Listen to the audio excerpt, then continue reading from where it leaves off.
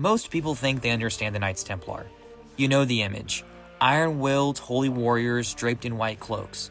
A blood-red cross stitched over their hearts. They are the ultimate icons of the Crusades. The elite special forces of the medieval church. For 2 centuries, they were the shield of the Holy Land.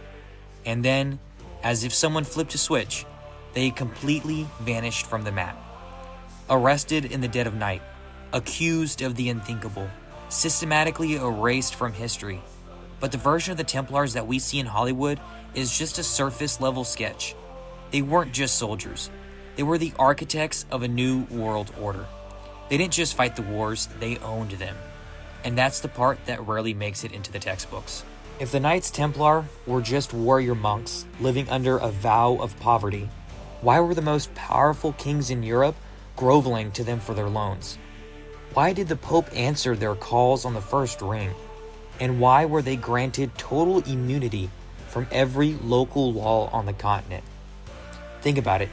Why did King Philip IV of France, one of the most powerful and ruthless monarchs in history, feel the need to destroy them in a single, lightning-fast, coordinated strike? You don't mobilize an entire kingdom's military and legal system to take out a group of humble monks. You do it to take out a rival superpower, a force so wealthy and so influential that it threatened the very concept of the crown.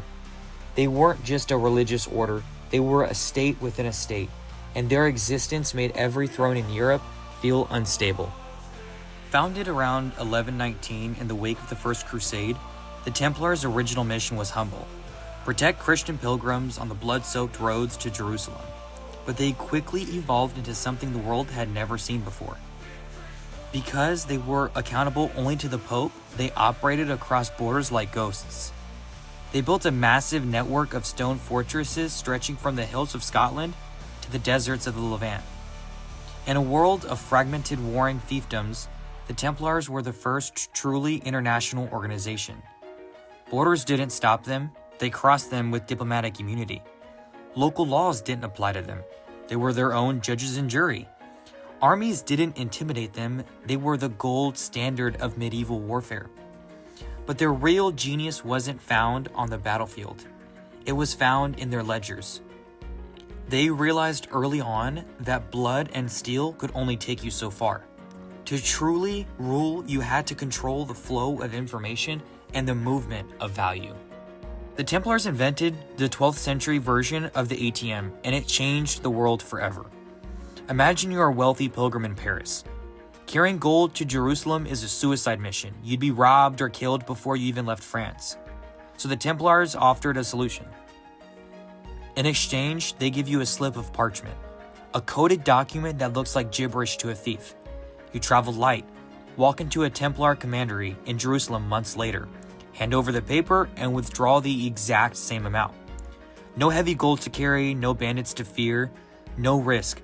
The revolutionary system of letters of credit made the Templars the keepers of Europe's master ledger. Suddenly, they weren't just protecting pilgrims. They were the central nervous system of the global economy. They became the world's first merchant bankers. Kings trusted them with their royal treasuries, and the entire national economies began to pulse through the Templars' hands. But there is a very thin, very dangerous line between being indispensable and being a target. When you own the king's debt, you don't just own his money, you own his pride.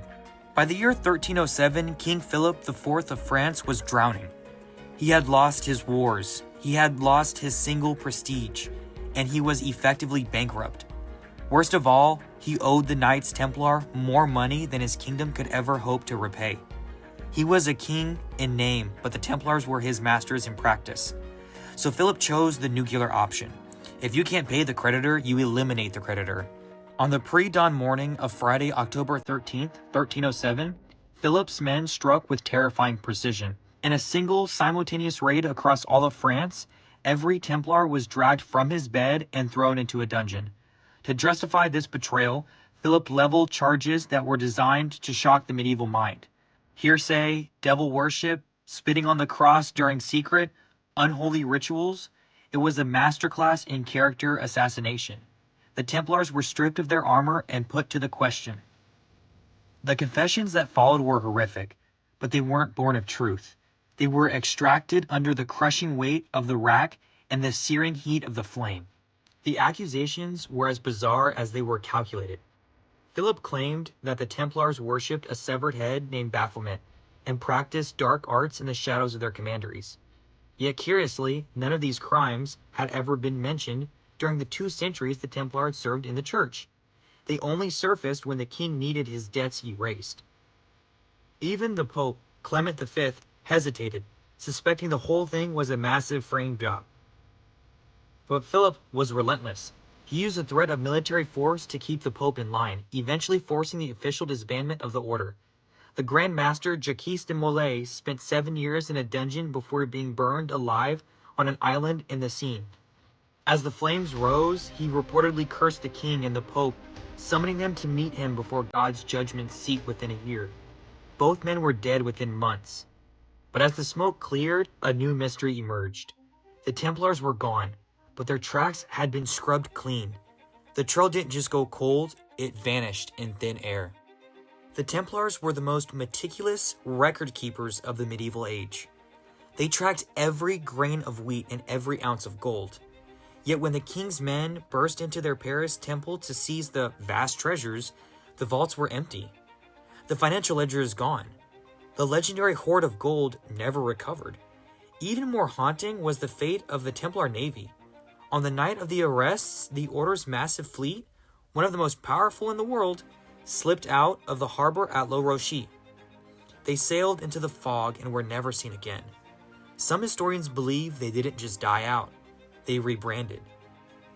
They fled to the edges of the known world, to the highlands of Scotland, the coast of Portugal, and perhaps across the Atlantic centuries before Columbus. They didn't disappear as people, they disappeared into the foundations of something new. They traded their swords for ledgers, and their armor for a seat at the table of power, evolving from a military order into a ghost, into the machine of history. We think of the Templars as a relic of the past, but we are living in the world they built. Modern international finance, centralized banking, and the global organizations that operate above the laws of any single nation. These aren't modern inventions. They are a Templar legacy. They proved that wealth is a more potent weapon than a crown, and that control over the system is more valuable than any control over territory. That realization frightened the monarchs of the 14th century more than any Sicarian army ever could. The Templars weren't destroyed because they were heretics.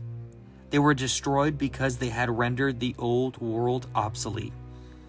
They were the first to realize that the true map of the world isn't drawn with borders, but with the invisible line of credit and influence. History tells us that they vanished, but history is written by those who want the story to end. The Templars knew that real power doesn't live on a throne. It lives in the spaces in between the lines. Here at Beyond the Map, we don't just follow the paths found in textbooks. We hunt for the gaps in the hidden routes, the lost gold in the stories they tried to burn.